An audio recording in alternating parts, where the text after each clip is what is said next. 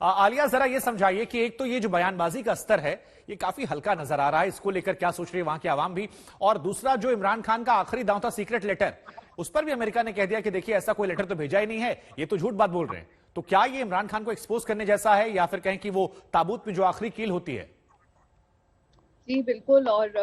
ये जो कंस्पिरेसी की उन्होंने बात की थी, जब आज नेशनल सिक्योरिटी की मीटिंग भी बुला दी है अनएक्सपेक्टेडली वजीर आजम ने, जिसमें वो इसको भी रख लेंगे सामने कि ये लेटर आया है, और वो इसको जो है ऐसे साबित करना चाहते हैं जैसे ये एक नेशनल सिक्योरिटी का इशू है पाकिस्तान का। लेकिन अगर आप देखें कि जो कंटेंट्स हैं लेटर के वो पब्लिक नहीं किए गए, और अब इस्लामाबाद हाई कोर्ट ने भी उनको बताया है कि ये आप नहीं, अपने ओथ को वायलेट करने के बराबर होगा अगर आप उसको बताते हैं कि क्या उस लेटर में था। और कुछ रिपोर्ट्स हमें ये बता रही है कि वो पाकिस्तान के अपने जो सफीर है अमेरिका के लिए, उन्होंने वो कोई मेमो या लेटर लिखा था जिसमें उन्होंने बताया था कि पाकिस्तान यहाँ अमेरिका में क्या तासुरात है पाकिस्तान की हुकूमत की पॉलिसीज के बारे में, या अमेरिका के अंदर जो ऑफिशियल्स है वो खुश नहीं है पाकिस्तान की हुकूमत से। तो वो अगर एक सफीर खुद अपनी गवर्नमेंट को कुछ लिख रहा है तो वो थ्रेट कैसे हो सकता है? वो तो एक इंटरनल कम्युनिकेशन होगी। अगर वो ये बाकी खबर ये दुरुस्त है कि वो सफीर का लेटर है जिसकी बेसिस पे वो ये कर रहे हैं, तो कोई ये मेरे ख्याल से कोई इस तरह की वो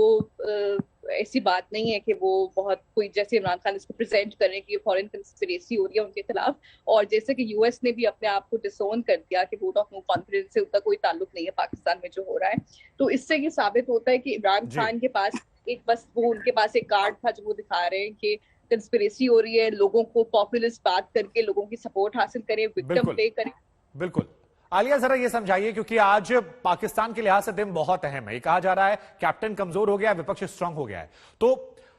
बैठकों का दौर कहां कहां चल रहा है? कौन कौन सी बैठकें हैं? विपक्ष की बात कर ली जाए, सेना प्रमुख के साथ सिक्योरिटी को लेकर बात कर ली जाए, कल भी बाजवा के साथ बैठक हुई थी, या सत्ता पक्ष की बैठक की बात कर ली जाए, और इन बैठकों की अहमियत कितनी ज्यादा हो जाती है जब आज शाम को एक महत्वपूर्ण इम्तिहान होने वाला है? जी, कल जो मीटिंग हुई थी आर्मी चीफ बाजवा की वजीर आजम से, और उसमें DGISI भी मौजूद थे, तो उसमें आपको पता होगा कि कल उन्होंने एक खिताब करना था कौम से, जो कि कल कैंसिल हो गया। अब आज दोबारा हमें खबरें मिल रही है, फवाद चौधरी साहब जो इंफॉर्मेशन मिनिस्टर हैं, उन्होंने बताया कि आज वजीर आजम कौम से खिताब करेंगे अभी रात को या शाम को, तो उसमें पता चलेगा कि क्या होता है। लेकिन द फैक्ट दैट वो पहले वाला खिताब कल कैंसिल हो गया था, तो इसका मतलब है कि मीटिंग जो बाजवा साहब के साथ हुई है वो काफी इंपॉर्टेंट थी। कोई ऑफिशियल चीज तो नहीं उसमें से सामने लाई, लेकिन कहा जा रहा है, स्पेकुलेट ये किया जा रहा है, और जो वेल इन्फॉर्म्ड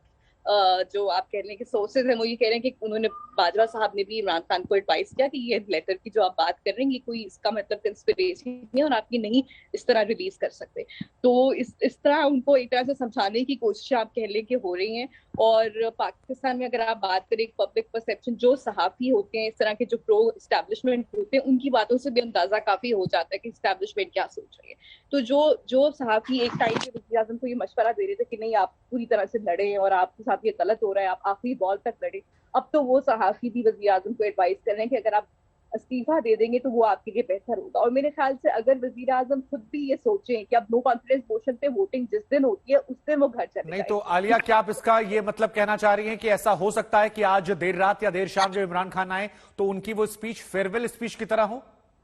जी बिल्कुल ऐसा हो सकता है, क्योंकि बाजवा साहब जो हैं उन्होंने यकीनन कुछ ना कुछ तो बताया ही होगा उनको उस पूरी सिचुएशन में जब मुलाकात हुई और एड्रेस कैंसिल करना पड़ा उनको। तो अगर तो वो उनकी एडवाइस देते हैं और अपने साथियों की जो उनकी प्रो PTI एंकर्स हैं जिनकी वो बात सुनते ही हैं उनकी एडवाइस लेते हैं, तो उनको वजीर आजम को जो है वो इस्तीफा अपने ओहदे से दे देना चाहिए। ये उनके लिए एक बेहतर ऑप्शन होगा, कम एम्बेरसमेंट होगी। वोटिंग होती है तो फिर भी तो वो जाएंगे ही, वो ज्यादा एम्बेरसिंग होगा उनके लिए। लेकिन इस तरह वो एक नैरेटिव इस्तेमाल अपने सपोर्टर्स के सामने कर सकते हैं कि देखो मैंने इस्तीफा दे दिया, मैंने एक हाई मोरल ग्राउंड ले लिया। हाई मोरल ग्राउंड तो वो हमेशा से लेते आए हैं अपने सपोर्टर्स के सामने, ठीक है, तो उनको ये मिल जाएगा। आलिया, अब एक आखिरी सवाल आपसे और पूछ लेता हूं मैं कि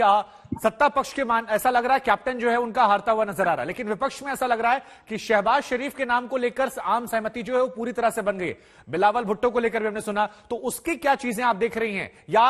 नया इलेक्शन जो हो सकता है उसकी तरफ आगे बढ़े, या विपक्ष दावेदारी पेश करेगा आगे? जी, पीपल्स पार्टी ने तो यही बिलावल भुट्टो साहब ने बयान दिया था कि हमें तो मिनिस्टर्स नहीं, मिनिस्ट्रीज नहीं चाहिए हुकूमत में, हमारे लिए तो बस इमरान खान को